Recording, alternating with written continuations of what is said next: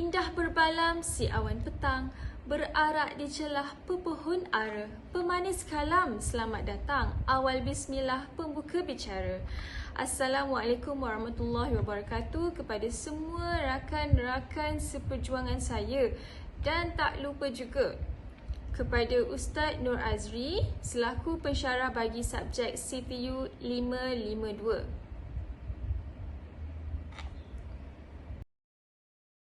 Baiklah, rakan-rakan sekalian, sebelum kita ulas lebih lanjut tentang topik yang akan dibentangkan pada hari ini, izinkan saya memperkenalkan diri saya. Nama saya ialah Nur Akila binti Yop. Nombor matrik saya 20211345331. Pada hari ini saya akan membentangkan tentang topik yang menarik, iaitu tentang agama Sikhism. Tapi apa yang saya akan ketengahkan ialah tentang pengasas agama Sikhism, iaitu Guru Nanak.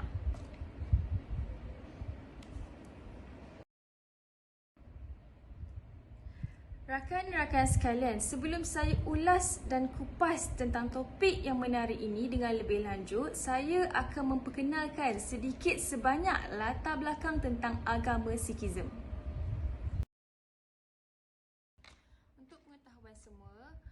Agama Sikhism ni merupakan sebuah agama yang sangat mempercayai bahawa Tuhan itu satu.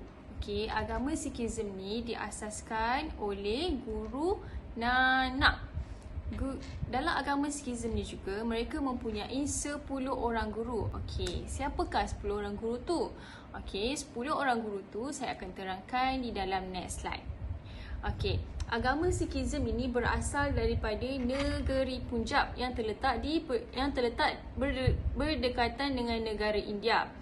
Lazimnya agama Sikhism ni dipelopori oleh masyarakat Hindu dan juga masyarakat Muslim pada suatu ketika dahulu. Untuk pengetahuan semua juga, mengikut statistik laman Sesawang pada hari ini, seramai 25 juta orang merupakan penganut agama Sikh di dalam seluruh dunia.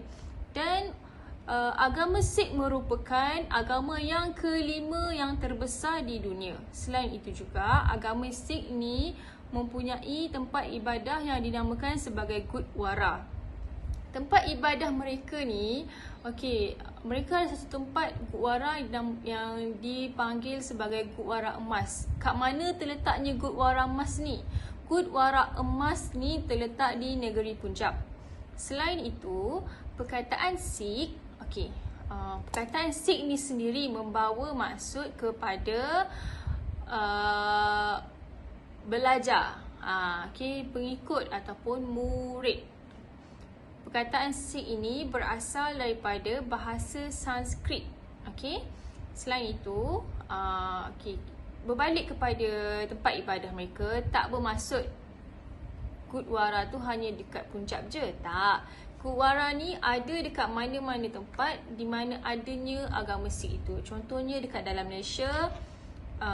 Dalam Malaysia ada je tempat ibadah mereka ni yang dipanggil sebagai Gurdwara. Hampir seluruh negeri mempunyai Gurdwara.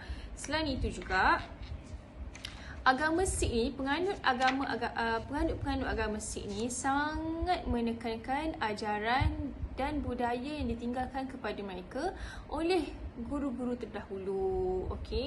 Selain itu, mereka sangat mempercayai kepada perkataan wahai guru. Apa itu wahai guru?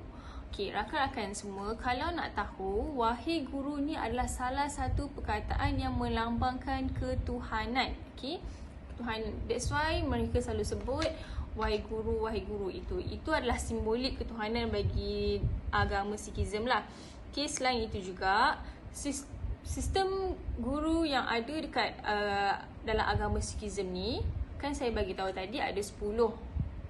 Ada 10 orang guru dalam agama Sikh. 10 orang guru ni, sistem beliau semua, mereka mengambil ajaran daripada guru terdahulu. Contohnya, guru pertama akan meninggalkan ajaran kepada guru kedua. Guru kedua akan meninggalkan ajaran kepada guru ketiga. Seterusnya sehingga guru yang terakhir, iaitu Guru Gobind Singh. Untuk pengetahuan semua juga, apabila telah sampai kepada guru yang terakhir, iaitu Guru Gobind Singh ni, Guru Gobind Singh ni tidak meninggalkan mana-mana manusia selepas itu, melainkan kitab suci mereka yang dipanggil sebagai kitab suci Adi Granth Sahib. Selain itu, beberapa budaya dan adat yang mereka tinggalkan kepada penganut-penganut agama Sikhism selepas itu, contohnya seperti langgar. Mereka gemar memberi makanan kepada orang-orang. Itu adalah ajaran daripada pengasas mereka, iaitu Guru Nanak. Selain itu juga, mereka guru-guru ini meninggalkan beberapa budaya, contohnya seperti 5K. Apa itu 5K? 5K yang pertama, K yang pertama adalah cash. Cash ni apa? Cash ni kalau kita perasan dekat dalam Malaysia sendiri, kalau kita nampak je setengah masyarakat tu dia ada pakai macam serban dan timbul kat depan ni, itu kita dah tahu dah. Oh, ini orang Sikh. Itu diorang punya simbolik. Tapi apakah di sebalik serban dan yang timbul ni? Di sebalik benda tu ada rambut panjang yang tidak dipotong. Itu memang ajaran daripada guru-guru terdahulu. Yang kedua, K yang kedua adalah Kanga. Kanga ni apa? Kanga ni adalah sikat. You all boleh google, sebab sikat ni bukan macam standard sikat yang kita pakai sekarang, kan panjang kan? Tak, dia macam sikat tau. Dia memang sikat, tapi sikat yang macam mana nak cakap kan? Dia straight sini, lepas tu pusing kat sini. Macam ala-ala sikat kutu lah, kan? Tapi bukanlah jenis sikat yang untuk kutu. Dia memang ada sikat khas dalam untuk Sikh. Okey. Selain itu kara. Lazimnya juga kalau dalam Malaysia ni kita tahu, kita memang jelas kita nampak kalau orang tu pakai gelang, kita dah back in mind, kita dah ingat, okey, orang ni adalah orang Sikh. Macam orang India, dia ada dia punya budaya.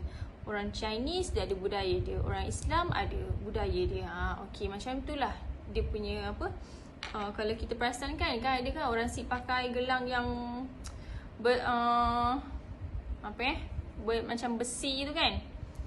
Itulah gelangnya, itulah yang panggil kara.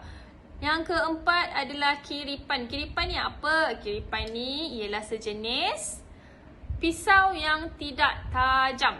Yang terakhir ialah kasyera. Kasyera ni ialah seluar dalam, tapi bukan seluar dalam yang seluar dalam.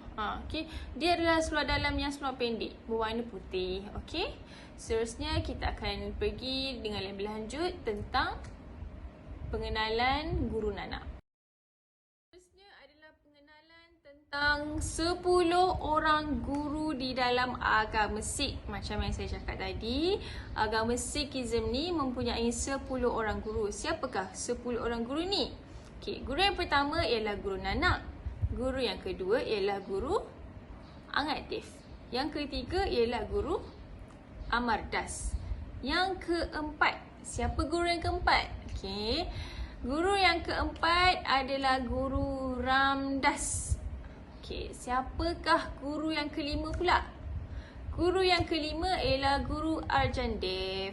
Yang keenam ialah Guru Hargobind. Yang ketujuh bernama Guru Har Rai. Yang ke-8 nama Guru Har Krishan. Okey, yang ke-9 ialah Guru Teg Bahadur. Yang ke-10 yang terakhir ialah Guru Gobind Singh. Okey, selepas Guru Gobind Singh ni tak ada mana-mana manusia yang digelar sebagai guru bagi agama Sikh. Okey, selepas Guru Gobind Singh ni cuma ada kitab suci yang diberi nama sebagai Adi Granth Sahib. Itulah petunjuk mereka sehinggalah ke hari ini. Mukadimah sudah. Pengenalan tentang agama Sikh pun sudah. Seterusnya kita akan pergi ke topik yang paling menarik yang ingin saya ketengahkan pada hari ini, iaitu tentang Guru Nanak yang merupakan pendiri agama Sikhism.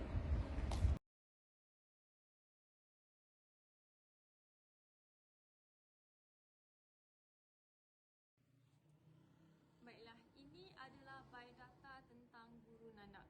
Guru Nanak diberi nama sebagai Nanak. Okey, dan beliau lahir pada 15 April tahun 1469. Kat mana Guru Nanak ni lahir? Guru Nanak ni lahir dekat sebuah desa kecil yang diberi nama sebagai Talwandi. Okey, Talwandi ni terletak di negeri Punjab. Dan tempoh perkhidmatan Guru Nanak ni sepanjang beliau menjadi pengasas agama Sikhism, beliau berkhidmat daripada tahun 1507 sehingga tahun 1539. Banyaklah perjalanan beliau, ajaran dan juga peninggalan ilmu daripada beliau ni, okey, sepanjang tempoh berkhidmat ni. Okey, dan beliau telah meninggalkan dunia pada tahun 22 September 1539. Okey, siapakah yang melahirkan beliau? Dah tentulah mak ayah beliau kan. Okey, nama ayah kepada Guru Nanak ini adalah Meta Kalu. Nama ibu kepada Guru Nanak ni ialah Tripta. Okey, Meta Kalu ni merupakan seorang accountant dan merupakan penganut agama Hindu. Begitu juga dengan Tripta, iaitu ibu kepada Guru Nanak. Okey, Tripta ini merupakan seorang suri rumah dan merupakan seorang penganut agama Hindu. Makna kata, Guru Nanak ni memang hidup sepanjang dia lahir tu dia memang dah dalam kehidupan agama Hindu. Okey, Tripta ni merupakan seorang surumah dan ayahnya merupakan seorang accountant, dan Guru Nanak ada kakak. Okey, nama kakak dia ialah Nanaki.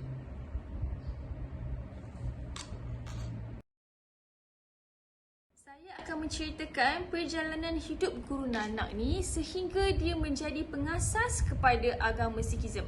Saya akan menceritakan bermulanya daripada awal usia Guru Nanak ni.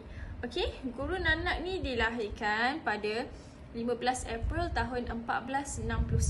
Okey, pada tahun 1469 ni, sewaktu kelahiran Guru Nanak ni, okey, seperti saya bagi tahu tadi, Metakalu and Tripta merupakan penganut agama Hindu. So, bila anak mereka lahir, mereka panggil Purohit Hardayal. Siapa itu Purohit Hardayal? Purohit Hardayal ini merupakan peramal masa hadapan dalam kepercayaan masyarakat agama Hindu ni. Bila Nanak ni lahir je, okay, dia lahir, lahir. Purohit ni bagi tahu Nanak ni merupakan kelahiran yang luar biasa.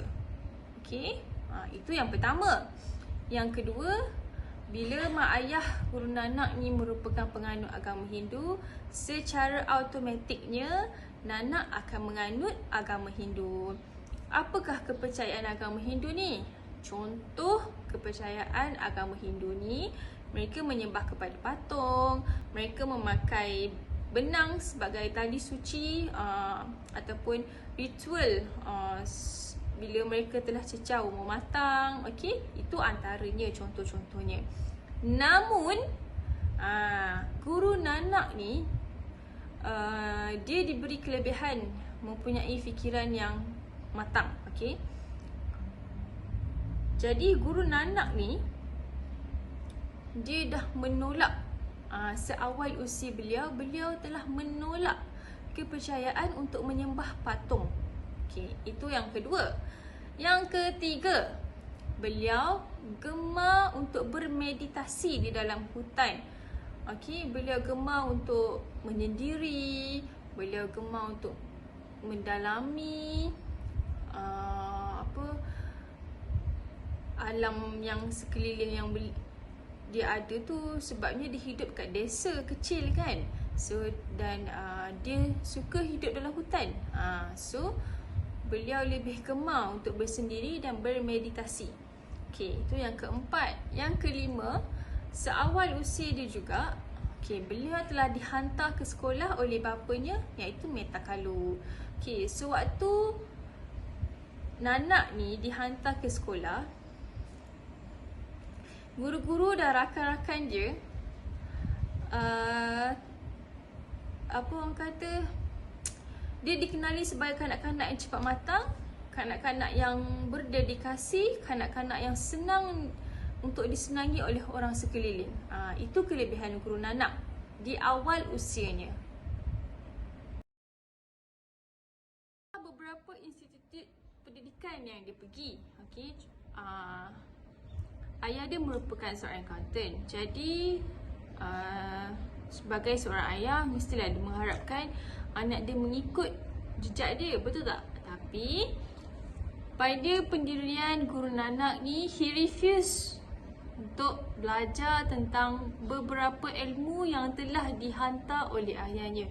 Dia refuse, dia menolak bukan sebab dia tak nak, tapi dia refuse untuk pergi ke institut-institut pendidikan ni lagi sebab dia rasa dia tak minat. Dia lebih suka bermeditasi dalam hutan.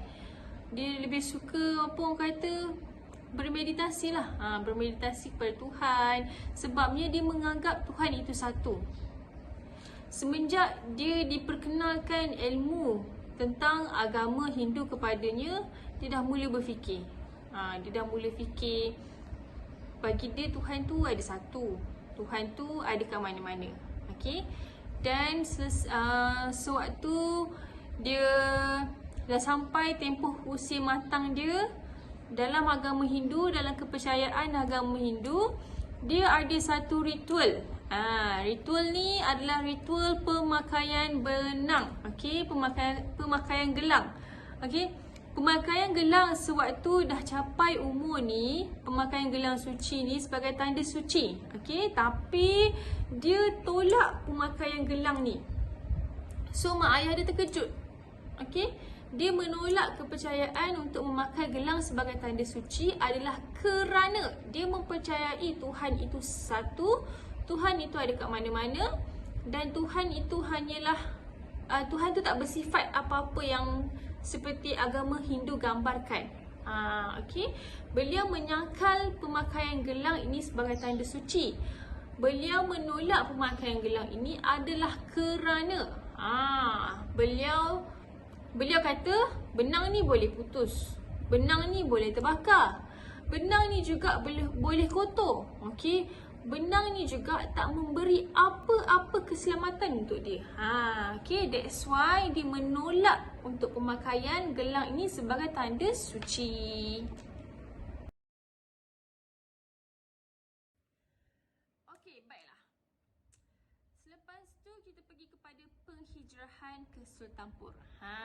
Sebelum penghijrahan ke Sultanpur ni, okay, Nanak ni apa tadi? Dia lahir dianggap sebagai kelahiran yang luar biasa.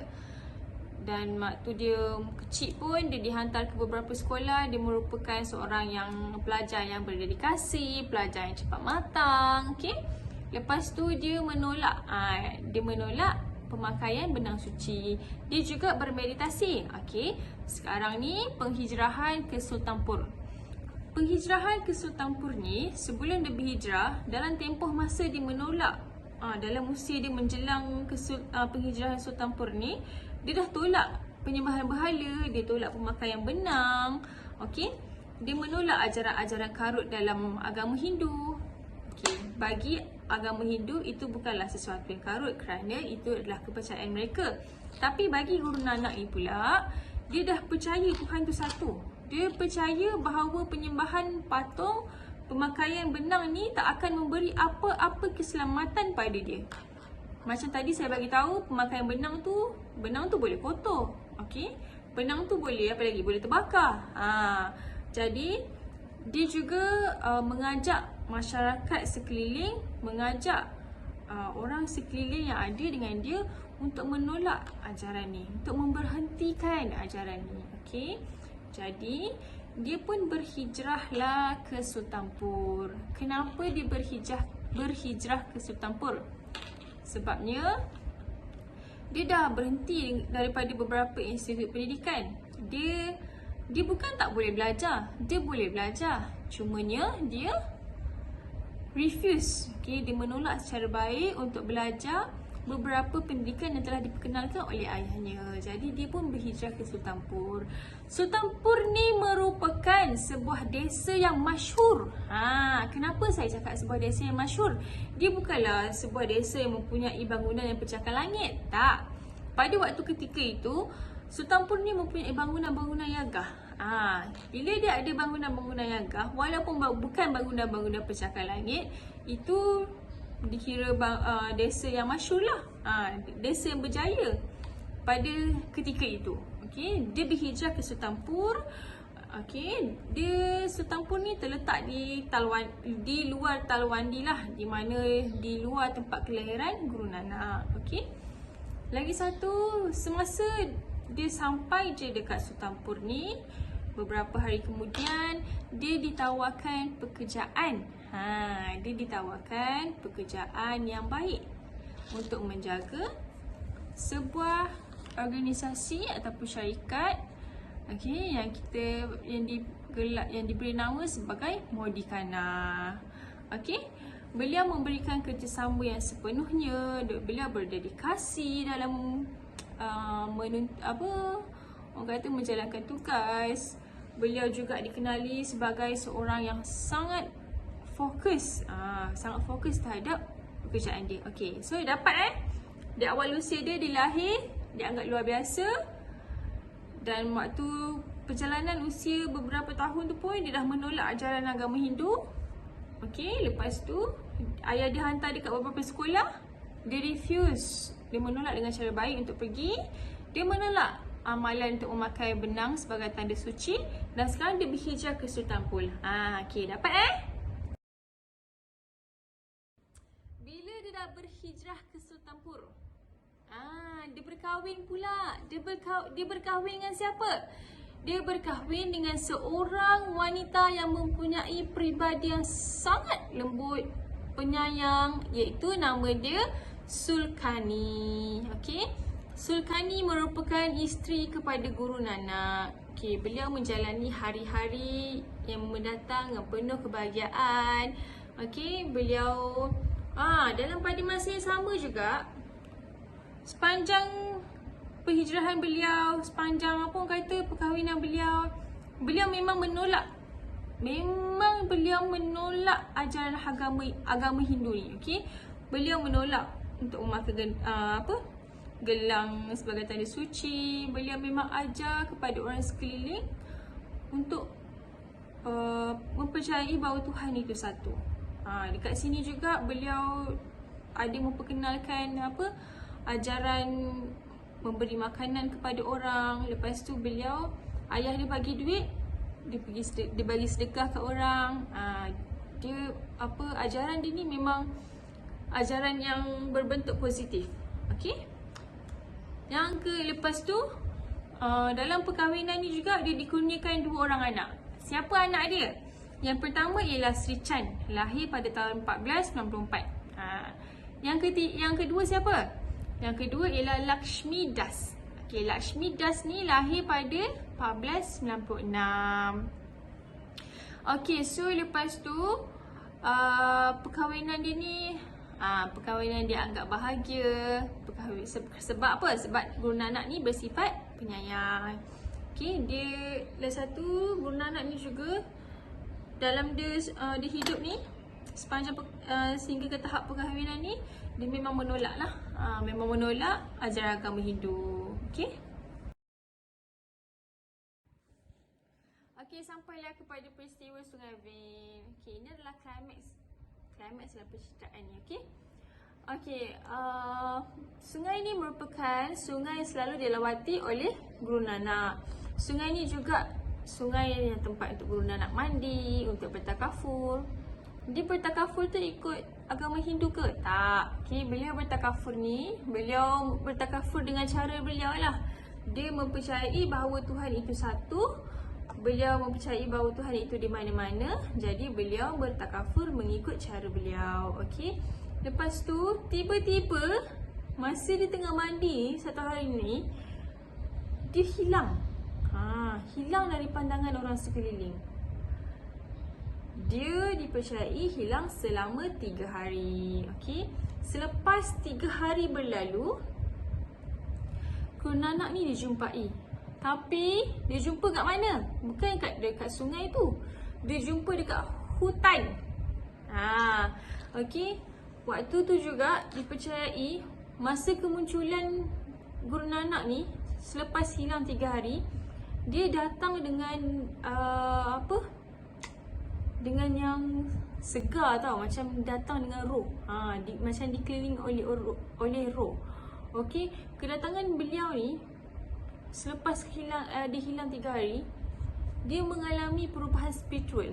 Okey, dia mengalami perubahan spiritual. Okey.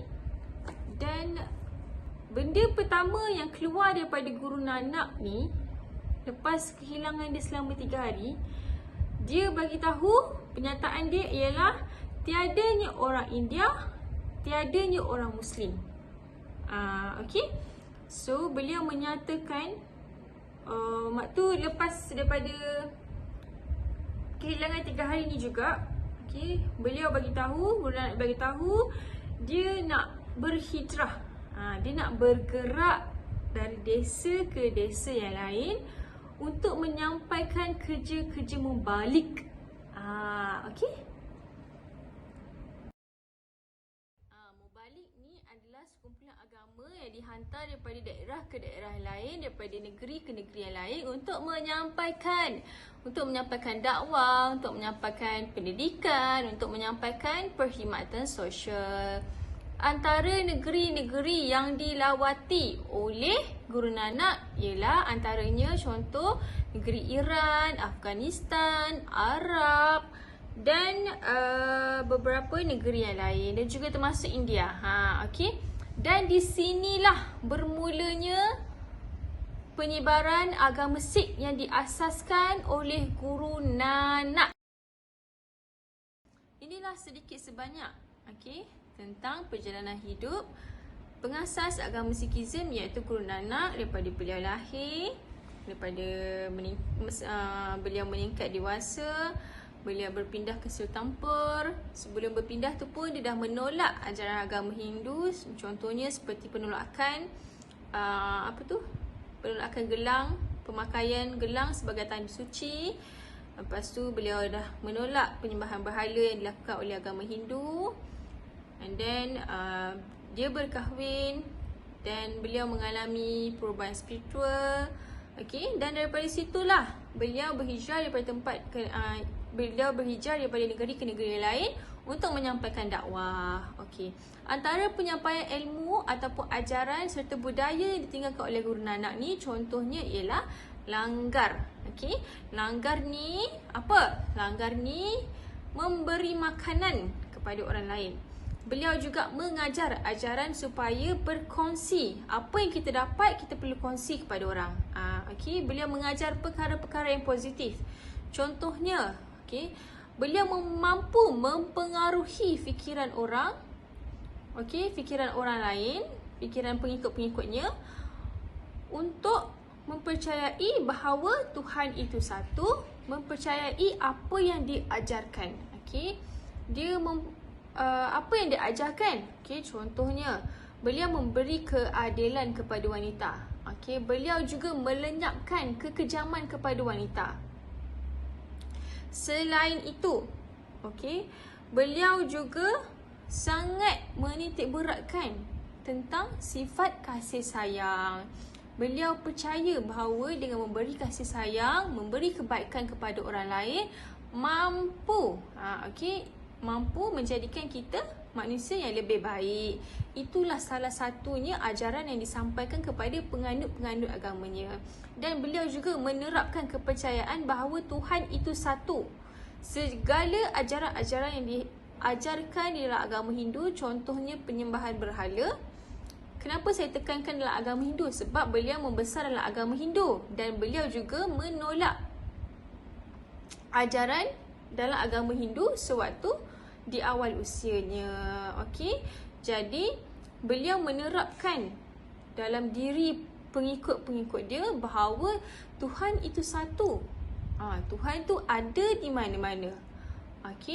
Beliau mengajar dan penganut-penganut dia mengikut ajaran dia. Sebab itulah dia panggil sebagai agama Sikh. Jadi setakat itu sahaja pengenalan dan penyampaian saya, ulasan saya tentang perjalanan hidup Guru Nanak. Terima kasih.